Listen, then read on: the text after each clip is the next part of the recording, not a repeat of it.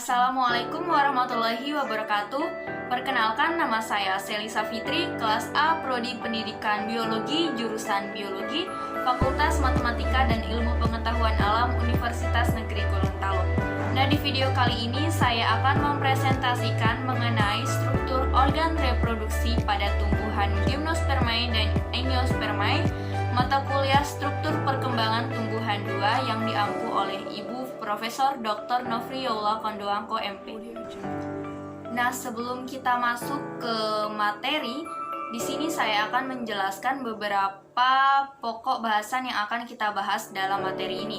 Yang pertama adalah ada reproduksi pada Gymnospermae, kemudian ada reproduksi pada Angiospermae, kemudian organ reproduksi jantan, dan yang terakhir organ reproduksi betina. Yang pertama langsung saja kita masuk ke reproduksi pada Gymnospermae.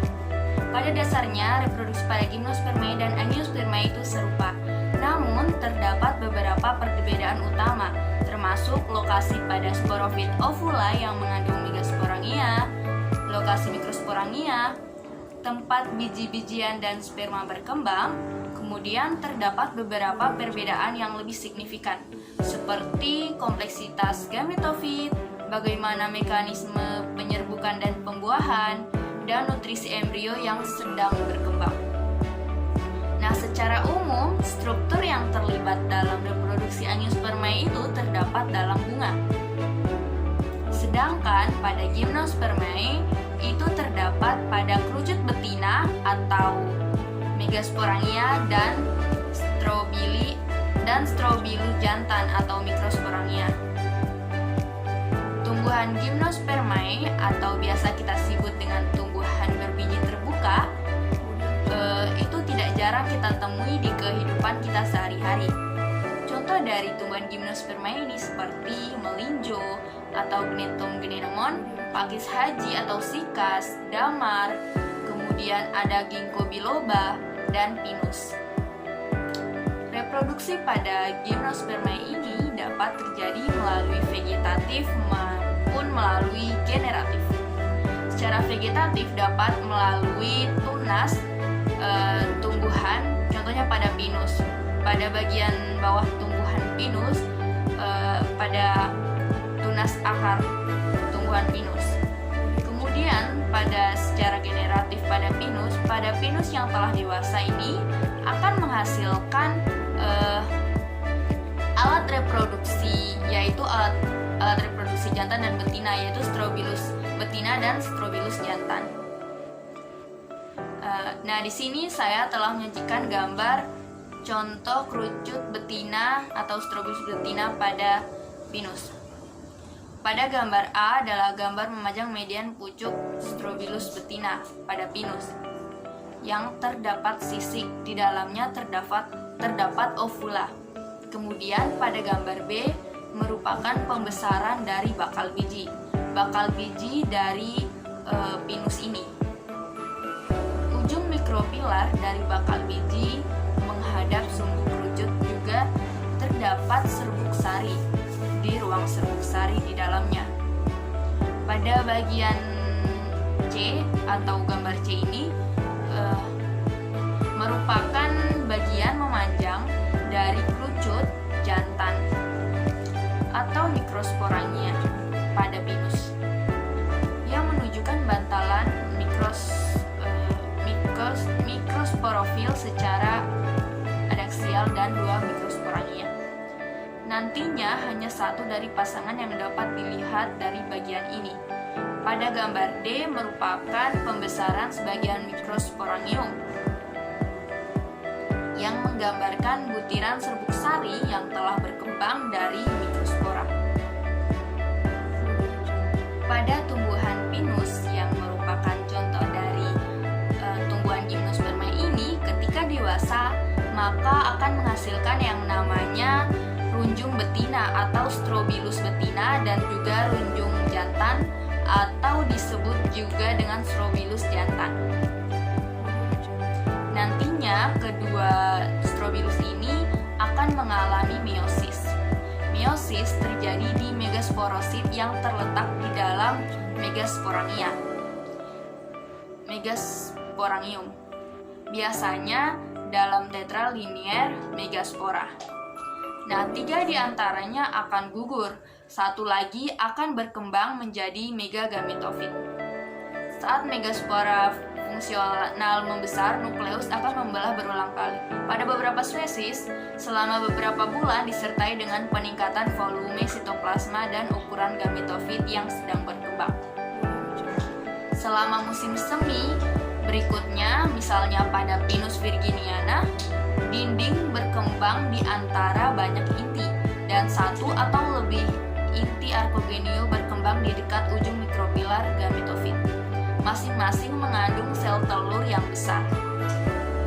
Nah, dalam gymnospermae, archegonia bervariasi jumlahnya dari 1 hingga 50. Nah, seperti yang terlihat pada gambar 2, pada gambar A menggambarkan megasporosit di dalam megasporangium tumbuhan terunjung.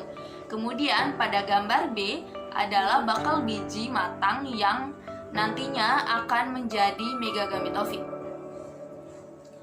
Kemudian sebelum itu akan terjadi meiosis. Nah, 3 megaspora akan mengalami aborsi dan spora yang tersisa akan berkembang menjadi megagametofit. Setelah mikrosporogenesis, mikrospora berkembang menjadi butiran serbuk sari yang merupakan gametofit jantan yang belum matang. Nah, pada saat penyerbukan, setiap butir serbuk sari mengandung 2 sel protalia yang mengalami degenerasi, 1 sel generatif dan 1 sel tabung. Butir serbuk sari akan disebarkan oleh angin mendarat di tetesan penyerbukan yang akan menarik serbuk sari melalui mikrofil, kemudian akan bersentuhan dengan permukaan megasporangium. Selanjutnya akan berkecambah dan menghasilkan tabung serbuk sari. Setelah periode waktu yang bervariasi pada spesies yang berbeda, di mana megagametofit berkembang menjadi dewasa, sel generatif membelah dan membentuk sel batang dan sel tubuh. Nah, pada tahap ini tabung serbuk sari yang berisi sel tubuh akan mulai tumbuh dan sel tubuh akan membelah membentuk 2 inti sperma. Dengan mengeluarkan protase tabung, mencerna jalannya melalui jaringan gametofit dan bersentuhan dengan sel telur di mana ujungnya pecah. Nantinya akan melepaskan inti sel sperma dan salah satunya akan membentuk inti sel telur yang membentuk zigot dan lainnya akan hancur. Pada beberapa gymnospermae, beberapa sel telur dapat dibuahi sehingga menghasilkan beberapa embrio. Proses ini disebut dengan polyembryony. Dalam banyak tumbuhan runjung, proembrio yang mewakili tahap awal dalam perkembangan sporofit terbagi menjadi beberapa, biasanya 4 embrio. Dalam kasus ini hanya 1 dari embrio ini yang akan melanjutkan perkembangannya, sedangkan yang lainnya akan menggugurkan atau mati. Selama pertumbuhan dan perkembangan embrio di dalam benih, sporofit muda akan memperoleh nutrisi dari produk penyimpanan, terutama lipid dan protein dalam jaringan megagametofit. Setelah dilepaskan dari kerucut betina, benih akan dapat berkecambah diikuti oleh perkembangan sporofit independen. Lebih jelasnya seperti gambar siklus yang saya sajikan ini, yang merupakan siklus hidup dari pinus. Siklus perkembangbiakan pada gymnospermae, contohnya pada pinus ini, secara singkat. Pada pinus yang telah dewasa, maka akan menghasilkan organ reproduksi berupa strobilus jantan dan strobilus betina. Pada strobilus jantan terdapat mikrosporangia atau ruang-ruang spora. Di dalam mikrosporangia, sel-sel akan mengalami pembelahan meiosis dan menghasilkan mikrospora atau spora jantan. Mikrospora akan berkembang menjadi serbuk sari. Nah, serbuk sari pada tumbuhan pinus memiliki sayap. Gunanya untuk memudahkan pada proses penyerbukan. saat serbuk sari ini tertiup angin. Strobilus betina tersusun atas banyak megasporofil. Tiap megasporofil mengandung 2 buah bakal biji. Tiap bakal biji ini mengandung megasporangium atau kotak spora. Sel dalam megasporangium akan mengalami pembelahan meiosis dan menghasilkan megaspora atau biasa disebut dengan spora betina. Inti dari megaspora akan mengalami mitosis dan membentuk sel telur. Fertilisasi pada gimnospermae ini terjadi jika serbuk sari tertiup angin atau terbawa angin dan jatuh di lubang bakal biji. Serbuk sari akan tertangkap oleh cairan yang terdapat di dalam lubang bakal biji. Jika cairan menguap, maka serbuk sari dapat masuk ke dalam bakal biji dan akan terjadilah pembuahan. Setelah terjadi pembuahan atau fertilisasi, maka akan terbentuk yang namanya zigot. Zigot ini akan mengalami suatu proses perkembangan di dalam sisik runjung betina dan akan berkembang menjadi embrio. Jika sisik pada runjung betina ini lepas, maka embrio yang terdapat di dalam biji tadi akan berkembang dan akan terbentuk calon akar, calon batang, juga calon daun. Dan apabila media untuk tumbuhnya di sini cocok, maka akan berkecambahlah. Dan akhirnya akan terbentuk akar, batang, dan daun, dan akan tumbuh menjadi individu baru berupa pinus dan bisa tumbuh hingga pinus dewasa. Dan siklusnya akan berulang lagi. Nah, itu merupakan contoh siklus hidup pada salah satu tumbuhan pada gimnospermae. Selanjutnya kita masuk ke reproduksi angiospermae. Pada angiospermae, bunga merupakan tempat reproduksi seksual. Pada reproduksi seksual pada tumbuhan angiospermae dapat terjadi melalui penyerbukan atau polinasi, pembuahan atau fertilisasi, penyebaran biji, dan juga perkecambahan. Menariknya, pada angiospermae ini bunga berevolusi dari nenek moyangnya, yaitu daun. Bukti utamanya adalah bentuk dan pola venasi sepal dan kelopak. Pada tingkat yang lebih rendah, karpel dan benang sari. Sepal yang secara kolektif disebut juga kelopak, dan lingkaran paling bawah dari bagian bunga yang memiliki kemiripan dengan daun. Nah, di sini pada gambar 3 merupakan spesimen bunga Helleborus. Spesimen ini digunakan untuk menunjukkan komponen bunga terpisah yang membentuk struktur besar seperti daun lingkaran basal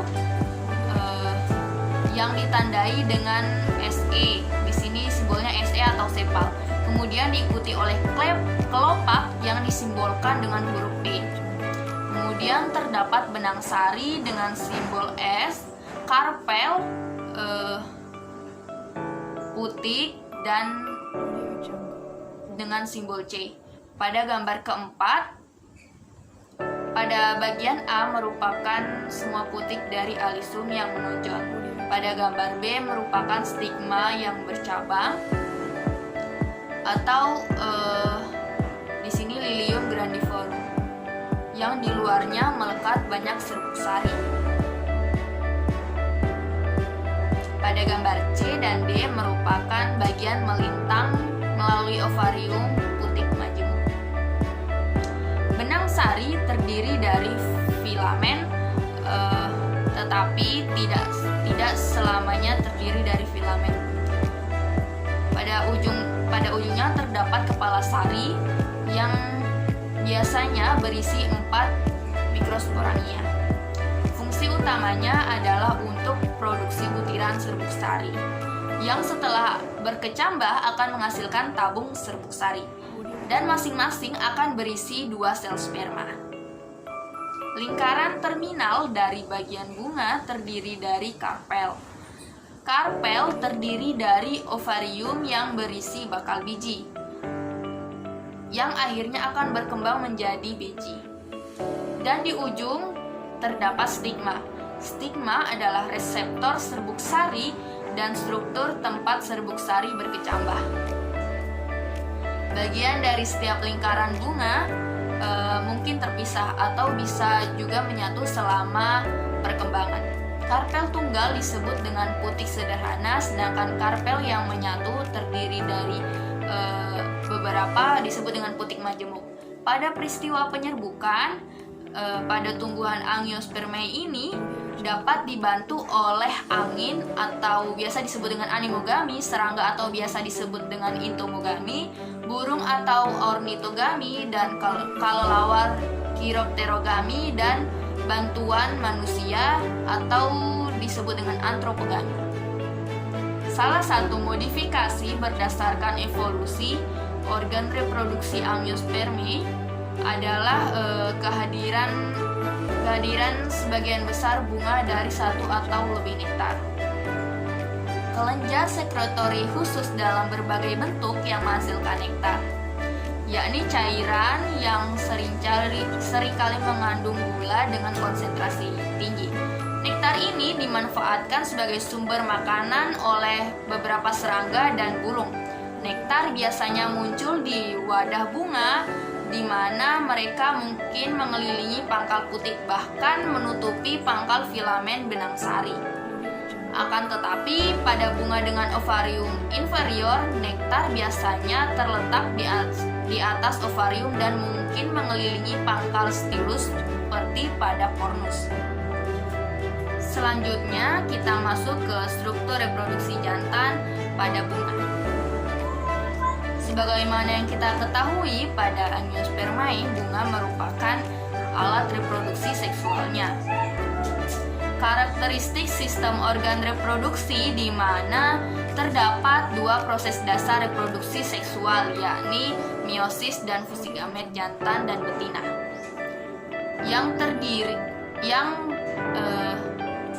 jika terjadi akan terbentuk generasi baru berupa embrio. Bagian bunga stres misalnya sepal dan kelopak, benang sari merupakan struktur reproduksi jantan, serta putik merupakan struktur reproduksi betina.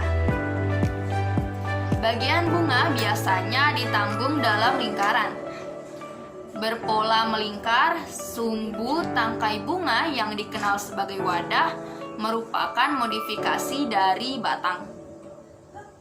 Dari bagian luar bergerak menuju tengah terdapat 3 lingkaran utama organ bunga, yakni periat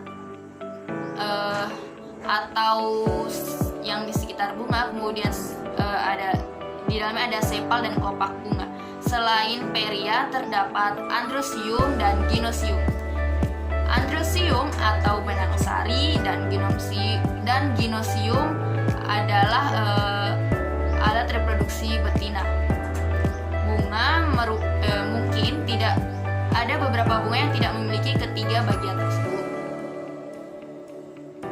Pada bunga sendiri terdapat 2 macam, yaitu bunga sempurna dan tidak sempurna. Pada bunga sempurna memiliki ginosium dan androsium, sedangkan bunga tidak sempurna hanya memiliki salah satu dari bagian tersebut.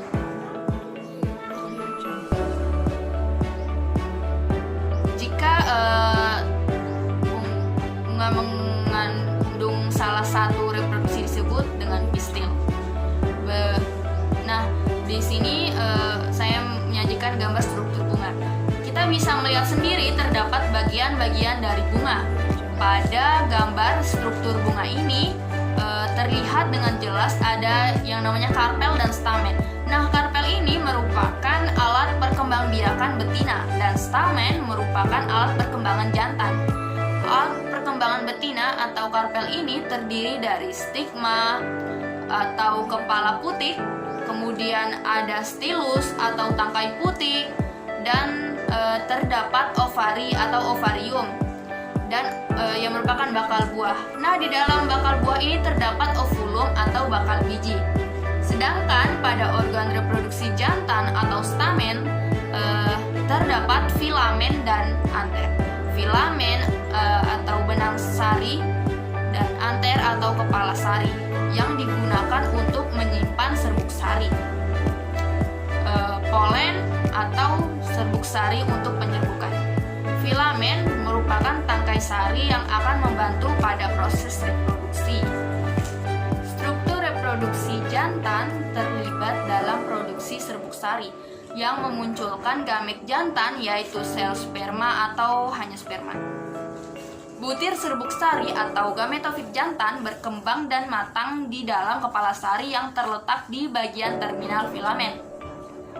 Penyerbukan serbuk sari difasilitasi oleh angin, hewan, atau dalam beberapa kasus dapat dibantu oleh air.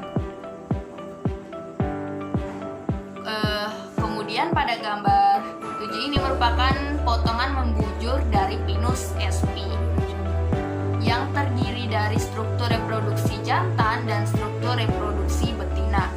Struktur reproduksi jantan di sini digambarkan berwarna hijau dan struktur reproduksi betina yang berwarna biru kemerahan ini. Selanjutnya terdapat penampang bunga sempurna, yaitu Lilium sp. Pada gambar ini menunjukkan 6 tepal yang terdiri dari 3 sepal. Kemudian terdapat 6 kepala sari yang disimbolkan dengan A. Ada 1 putik. Kemudian putik ini terdiri dari 3 lokula. Setiap putik memiliki 2 bakal biji. Selanjutnya terdapat gambar bunga lili atau Lilium sp dengan corak yang menonjol. Benang sari lebih pendek daripada kepala sari. Kepala sari telah melepaskan serbuk sari yang berpigmen warna orange kemerahan, membuat kepala sari akan tampak lebih mengembang atau lebih tinggi. Kepala sari biasanya memiliki 2 lobus longitudinal yang disatukan sel parenkim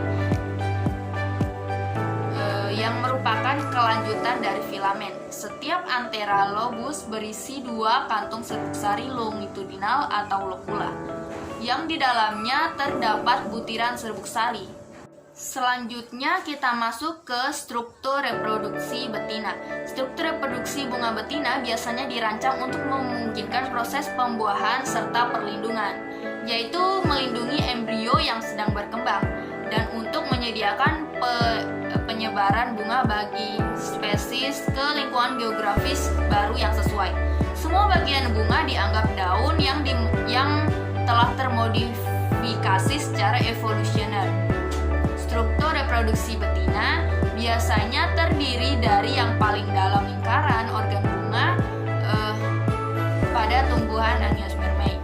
Desain utamanya yaitu pistil atau karpel memiliki stigma terminal yang memanjang dan pada bagian basal terdapat ovarium. Pada gilirannya atau pada saatnya nantinya akan menampung sel telur, sel sentral, dan sel yang terkait dalam ovula tertutup. Jika hanya ada 1 karpel di dalam ovarium, dikatakan dengan monokarpus. Sedangkan jika lebih dari 1 ovula dalam ovarium, dikatakan dengan apokarpus. Putik adalah istilah kolektif untuk gynosium dan dengan demikian berisi 1 atau lebih karpel. Putik adalah daun yang dimodifikasi sebagai megasporofil yang berevolusi dan mengandung 1 atau lebih bakal biji. Berikut adalah gambar struktur bunga yang menunjukkan karpel atau putik yang mengandung ovula apokarpus. Nah, di gambar ini terlihat karpel terdiri dari 3 bagian, stigma, stil, dan ovarium. Ovarium di dalamnya terdapat ovula. Ovarium ini berdasarkan posisinya di dalam bunga dan berisi nektar terdapat 3 jenis ovarium, yakni ovarium superior atau hipogini, misalnya pada tulip, terletak di wadah di atas perian dan antresium. Kemudian yang kedua ada ovarium inferior atau epigini yang terletak di bawah titik yang terlihat dari keterikatan antara periat dan antresium. Namun, tidak semua bunga epigini memiliki hipantium, di mana ovarium tertutup oleh wadahnya. Pada bunga dengan ovarium inferior, bagian bawah kelopak mahkota dan antresium bergabung menjadi tabung bunga atau hipantium, yang menjadi sepenuhnya menempel dan melekat secara keseluruhan. Dan terdapat ovarium setengah inferior atau disebut dengan periginus. Nah, untuk struktur organ reproduksi betina ini seperti yang telah saya jelaskan sebelumnya tadi.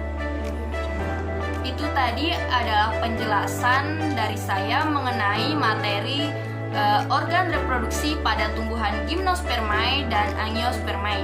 Kurang dan lebihnya saya mohon maaf. Wabillahi taufiq wal hidayah. Wassalamualaikum warahmatullahi wabarakatuh.